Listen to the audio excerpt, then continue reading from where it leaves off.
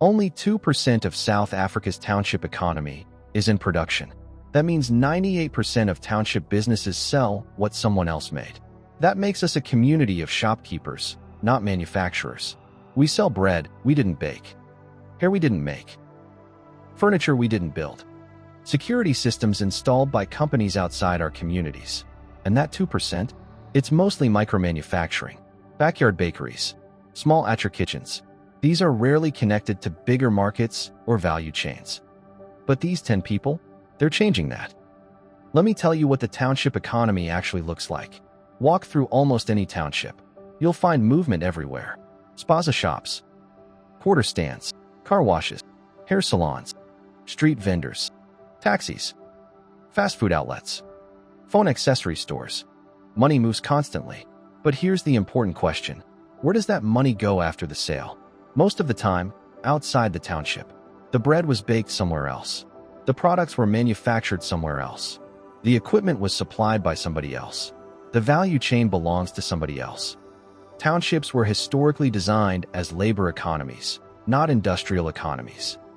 Places where workers lived, not places where industries were deeply rooted. That structure still affects local economies today.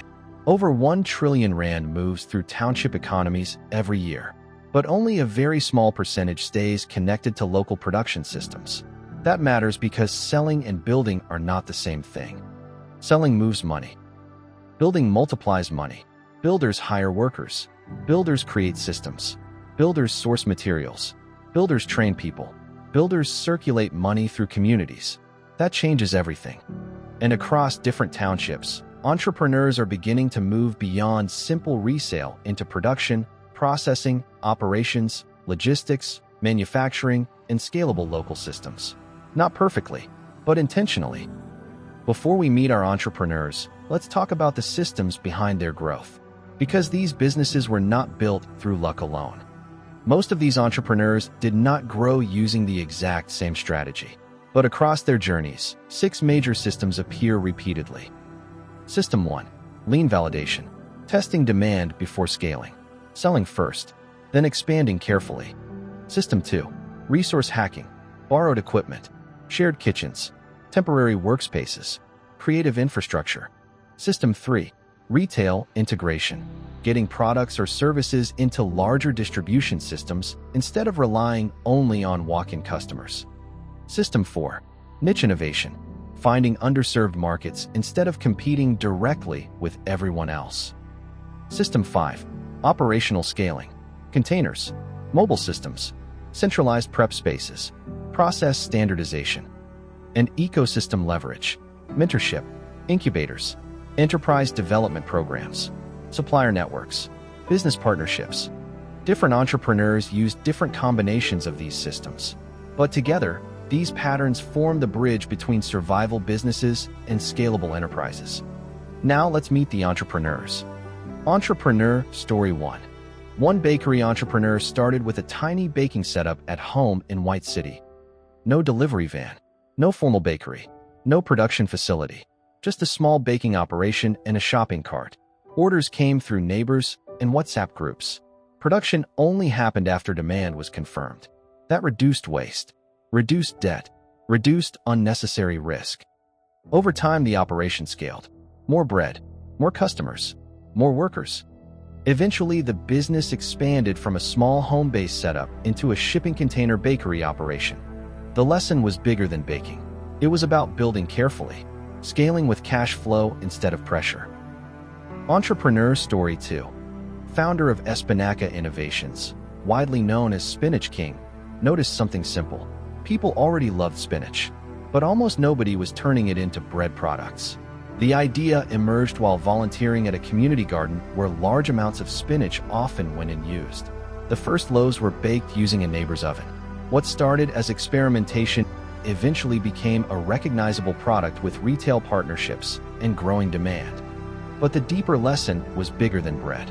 It was about building local economic links, local sourcing, local employment, local production, and eventually connecting township-made products to larger retail and distribution systems.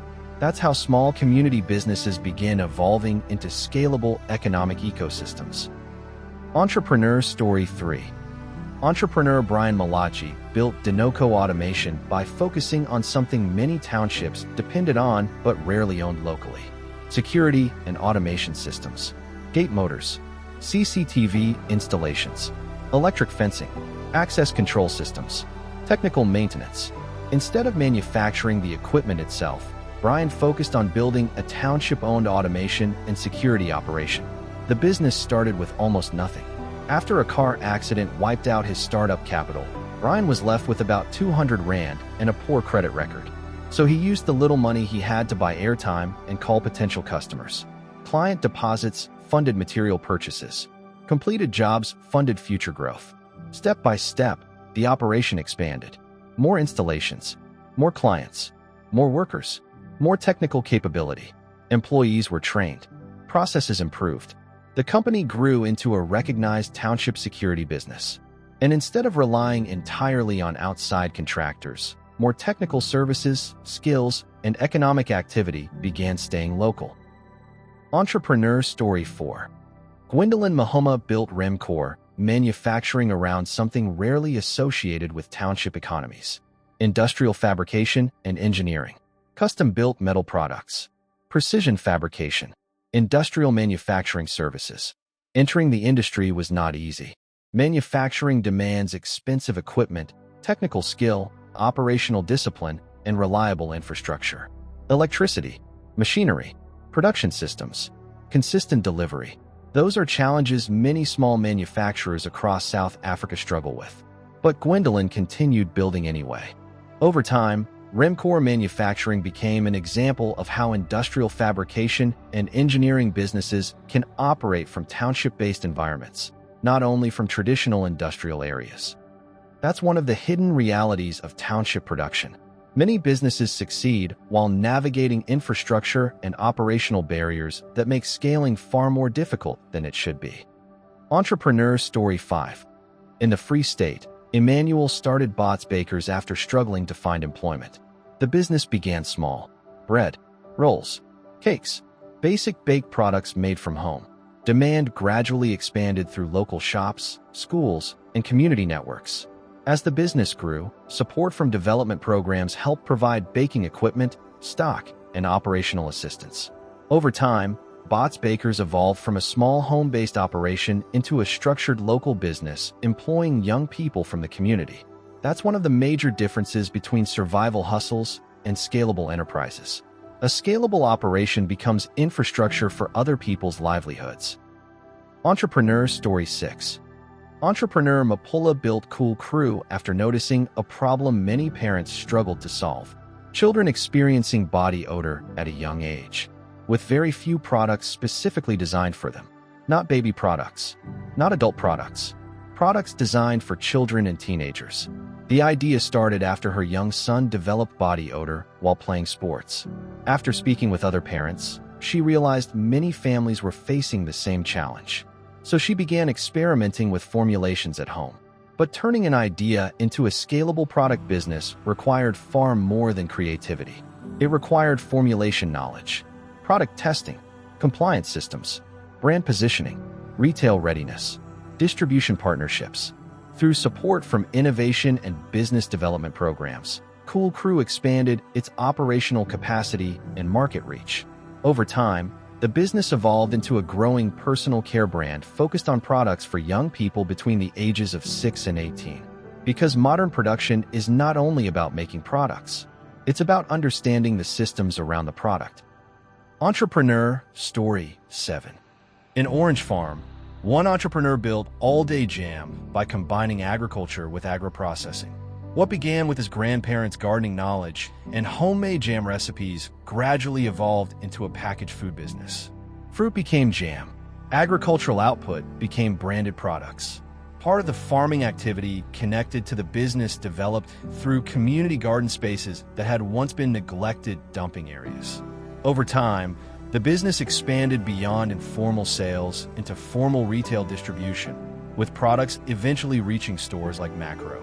That transition matters, because economies grow stronger when they move beyond raw production into value-added production.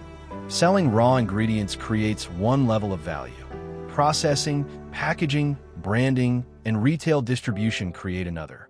And through all-day jam, local agriculture became connected to manufacturing, branding, and market systems beyond the township itself. Entrepreneur Story 8.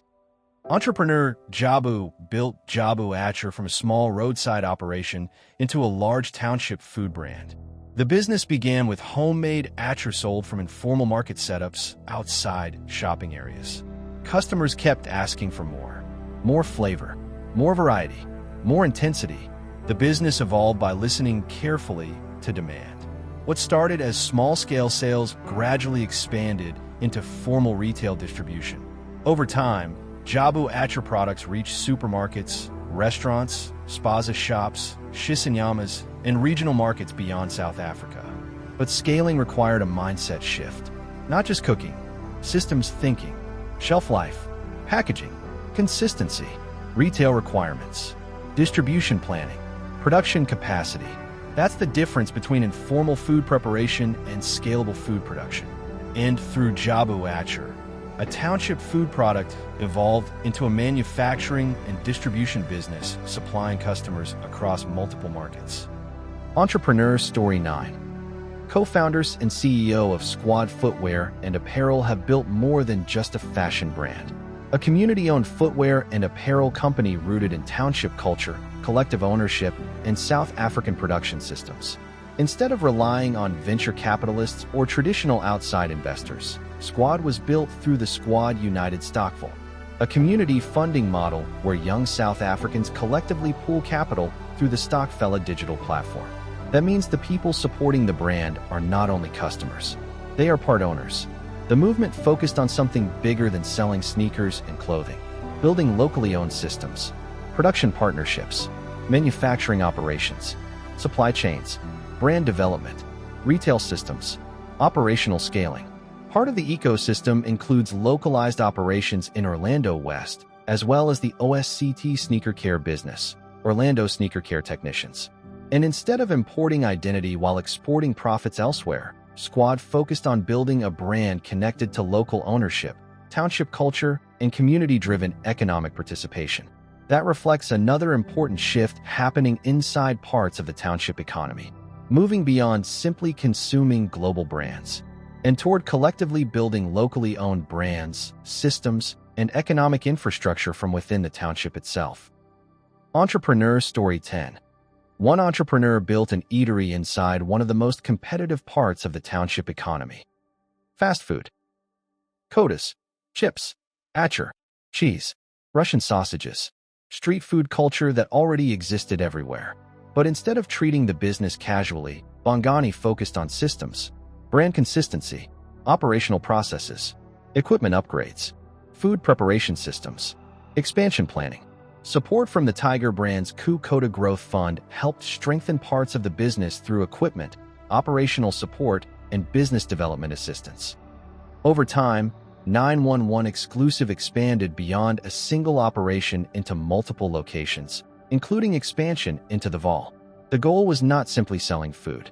It was building repeatable operations that could scale across different locations while maintaining consistency. That's a different mindset entirely. Not just survival, operational infrastructure thinking. And inside township economies, that difference matters. Because scalable businesses are built on systems, not only hustle. Like and follow Rectify for more insights on the township economy.